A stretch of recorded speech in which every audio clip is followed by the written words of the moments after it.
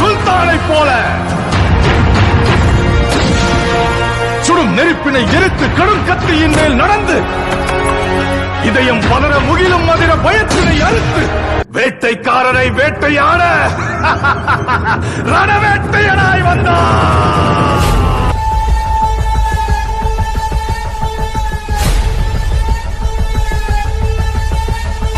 யாரோ 10 பேர் அடிச்சு டானானவன் இல்லடா நானு. நான் அடிச்ச 10 பேரும் டானுங்க தான்.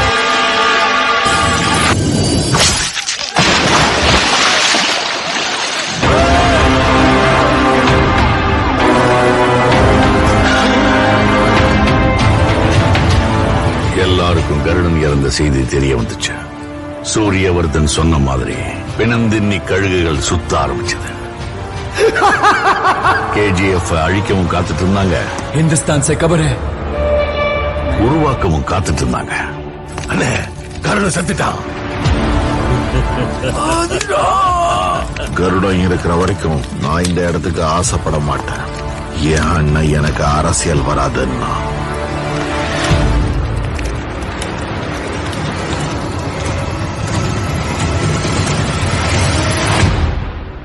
ஆனா அங்க ஏற்கனவே ஒருத்தன் தன்னோட கால் தடத்தை பதிச்சுட்டான்னு அவங்க யாருக்குமே தெரியல.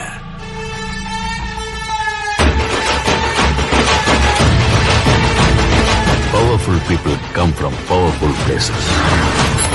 ஆண்ட்ரூஸ் எப்போ பாம்பேயை லாலிபாப் தர மாதிரி தரேன்னு சொன்னாலும் ராக்கிக்கு அந்த சமுத்திரம் கூட சின்ன குளம் மாதிரி ஆயிடுச்சு.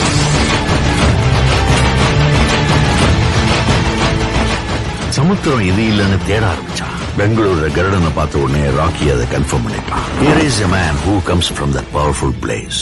அதனாலதான் கருடனை கொல்ல வாய்ப்பு கிடைச்சும் அவனை கொல்லல, விட்டுட்டான். KGF பிடிக்க அவனுக்கு ஒரு பெரிய படையே தேவைப்பட்டுச்சு. அதனாலதான் ராக்கி எல்லாருக்கும் முன்னாடி கருடனை கொன்னான். பாக்குறவங்க நெஞ்சில தைரியத்தை விதைச்சு படை வீரர்களா மாத்தினான். 400 பேர் கொண்ட படையோட வானரம் ராக்கியை கொல்ல வந்தப்போ 20,000 அடிமைகள் அவனை எதிர்த்து நெஞ்சில தைரியத்தோட ராக்கிக்காக உயிரையும் விட தயாராயிருந்தாங்க. உனக்கு பின்னாடி 1000 பேர் இருக்காங்கன்ற தைரியம் உனக்கு இருந்தா உன்னால ஒரு போர்ல தான் ஜெயிக்க முடியும். அதே 1000 பேருக்கு நீ முன்னாடி இருக்கிறன்ற தைரியம் வந்துச்சுன்னா உலகத்தையே ஜெயிக்கலாம்.